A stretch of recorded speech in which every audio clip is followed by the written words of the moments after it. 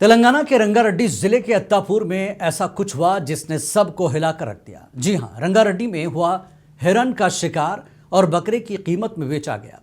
इरफानुद्दीन नामी मुलजिम को सलेमान नगर में पकड़ लिया गया, जहां वो हिरन का गोश्त फरोख्त कर रहा था। लेकिन ये मामला इंतहाई संगीन है।